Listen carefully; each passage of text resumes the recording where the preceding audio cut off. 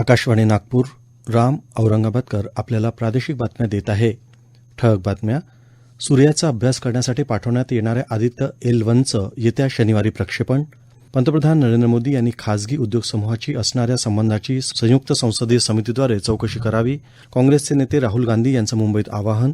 उत्तरायण 2023 या कार्यक्रमाअंतर्गत भारतीय महसूल सेवेत सहाय्यक आयकर आयुक्त म्हणून रुजू होणाऱ्या 101 अधिकारी वर्गाचा प्रशिक्षण दीक्षांत समारंभ नागपूरच्या राष्ट्रीय प्रत्यक्ष कर अकादमीमध्ये संपन्न. आणि नागपूर महानगरपालिकेतर्फे गणेश मंडळांना सोयीस्कर अशी ऑनलाईन प्रणाली आणि 10 झोन निहाय एक खिडकी व्यवस्था. विरोधकांच्या इंडिया आघाडीची बैठक आज आणि उद्या मुंबईत होत आहे. आगामी लोकसभा निवडणुकीसाठी रणनीती संदर्भात या बैठकीत चर्चा होण्याची शक्यता आहे. या आघाडीची समन्वय समिती, बोधचिन्ह आणि किमान कार्यक्रमाचा आराखडा या बैठकीनंतर घोषित होण्याची शक्यता आहे. विरोधी पक्षाची इंडिया आघाडी ही स्वार्थी युती असल्याची टीका भाजपानं केली. ही कोणत्या शक्तीची नाही तर नाईलाजांची आघाडी आहे, असं भाजपाचे प्रवक्ते संबित पात्रा यांनी आज नवी दिल्ली इथं वार्ताहर परिषदेत सांगितलं. अशा प्रकारची आघाडी यापूर्वी झाली होती, मात्र निवडणुकीच्या आधीच त्यांच्यात वादावादी सुरू झाली. या आघाडीत विपक्ष भ्रष्टाचारात गुंतले असून भ्रष्टाचारापासून जास्तीत जास्त फायदा मिळवणं हाच त्यांचा कार्यक्रम आहे, असा आरोप त्यांनी केला. दरम्यान महाराष्ट्रातील महाविकास आघाडीसहित इतर 28 पक्षांची हजेरी या बैठकीसाठी मुंबईत हजर असून काँग्रेस खासदार राहुल गांधी यांनी या बैठकीच्या पार्श्वभूमीवर पत्रकार परिषदेला संबोधित केलं.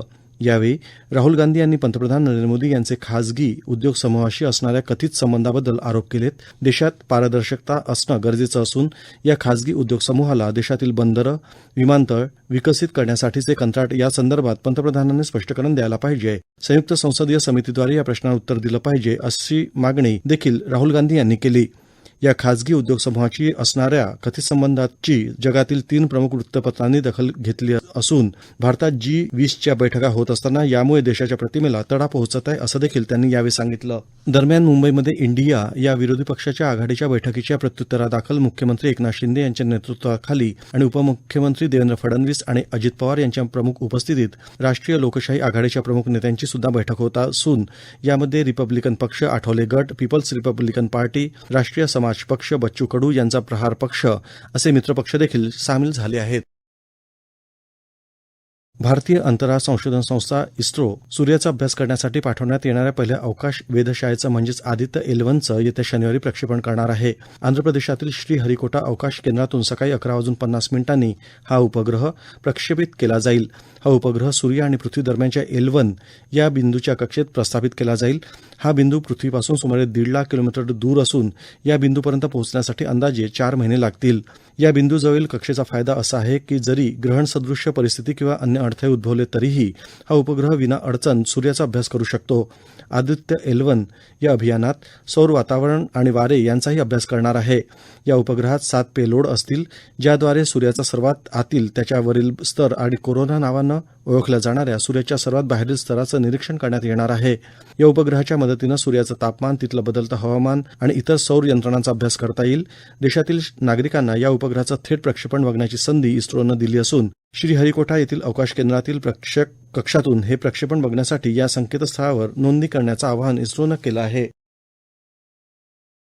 केंद्रीय श्रम आणि रोजगार मंत्री भूपेंद्र यादव यांनी आज नवी दिल्लीतील ESIC अर्थात कर्मचारी राज्य विमा महामंडळ मुख्यालयात आयोजित 191व्या बैठकीत देशभरातील 30 ESIC रुग्णालयांमध्ये केमोथेरपी सेवेचा प्रारंभ केला. या सेवेचा प्रारंभ हे देशाच्या अमृतकाळात आपल्या श्रमयोगींच्या सर्वांगीण कल्याणाबाबत पंतप्रधान नरेंद्र मोदी यांची संकल्पना साकार करण्याच्या दिशेनं उचललेलं एक पाऊल असल्याचं यादव याप्रसंगी म्हणालेत. ESIC रुग्णालयाअंतर्गत केमोथेरपी सेवा सुरू झाल्यामुळे विमाधारक कामगारांना आणि त्यांच्यावरील अवलंबित कुटुंबियांना कर्करोगावर अधिक चांगले उपचार सुलभ होतील. केंद्रीय मंत्र्यांनी ESICच्या डॅशबोर्डसह नियंत्रण कक्षाचंही उद्घाटन केलं. ESIC रुग्णालयांमधील संसाधने आणि खाटा, चालू बांधकाम प्रकल्पांची सद्यस्थिती इत्यादींवर अधिक चांगली देखरेख डॅशबोर्डमुळे सुनिश्चित होईल. आदिवासींच्या विकासाच्या कार्ययोजना आखण्यासह वस्तुनिष्ठ आणि अद्ययावत सांख्यिकी माहिती उपलब्ध होण्यासाठी राज्यातल्या 17 आदिवासी बहुल जिल्ह्यांमध्ये येत्या मार्च महिन्यापासून बेंचमार्क सर्वेक्षण करण्यात येणार आहे. आदिवासी विकास मंत्री डॉ. विजयकुमार गावित यांनी ही माहिती दिली.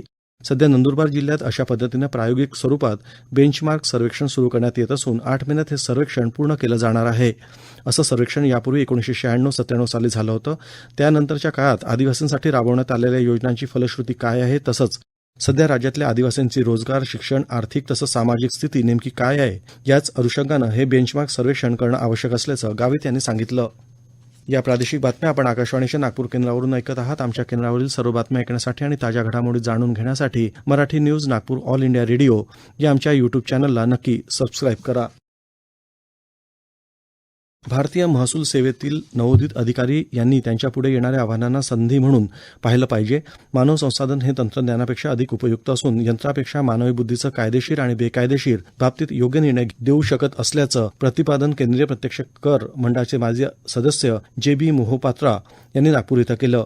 राष्ट्रीय प्रत्यक्ष कर अकादमी अर्थात NADT नागपूरद्वारे उत्तरायण 2023 या कार्यक्रमाअंतर्गत भारतीय महसूल सेवेत सहाय्यक आयकर आयुक्त म्हणून रुजू होणाऱ्या 101 अधिकारी वर्गाचा प्रशिक्षणाचा दीक्षांत समारंभ आज NADTच्या सभागृहात आयोजित करण्यात आला. या समारंभाचे प्रमुख अतिथी म्हणून ते मार्गदर्शन करीत होते.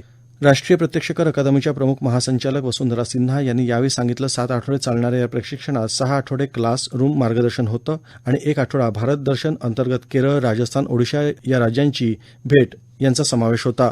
17 जुलै 2023ला सुरू झालेल्या प्रशिक्षण शिबिराला एकूण 101 अधिकाऱ्यांची उपस्थिती असून 13 महिलांचा समावेश आहे. प्रशिक्षणात सर्वात जास्त प्रशिक्षणार्थी हे महाराष्ट्र राज्याचे असून त्यानंतर बिहार, झारखंड, तेलंगणा, आंध्र प्रदेश राज्याचा समावेश आहे. यावेळी P. सत्यप्रसाद यांना शैक्षणिक उत्कृष्टता या विभागासाठी सुवर्ण पदक जाहीर झालं. तसंच S. गायत्री या महिला अधिकाऱ्याला सर्वोत्तम कामगिरी या विभागासाठी पुरस्कार जाहीर झाला.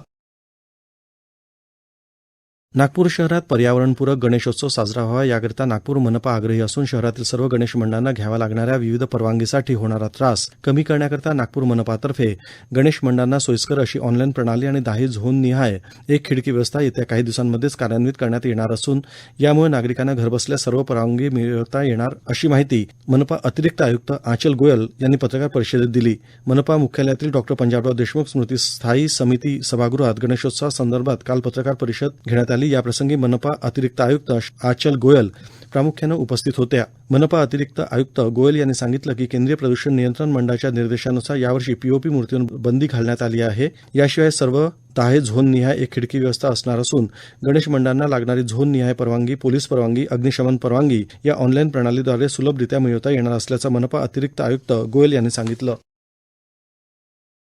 आशियाई चषक क्रिकेट स्पर्धेत आज श्रीलंका आणि बांगलादेश यांच्यात आज पल्लीकल इथं लढत होत असून या स्पर्धेत भारत आणि पाकिस्तान क्रिकेट संघादरम्यान येत्या 2 सप्टेंबरला श्रीलंकेतील कँडी इथं सामना खेळला जाणार आहे.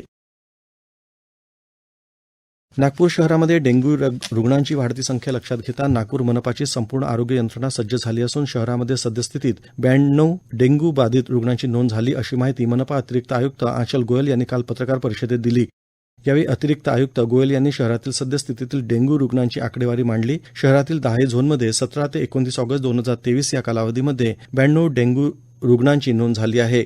यातील सर्वाधिक 20 रुग्ण लकडगंज झोन, 17 लक्ष्मीनगर, 13 धरमपेठ आणि 11 मंगळवारी झोनमध्ये आहेत. या घरांमध्ये डास उत्पत्ती स्थळांचा शोध घेण्यात आला आणि दूषित असलेले एकूण 2843 कंटेनर्स नष्ट करण्यात आलेत.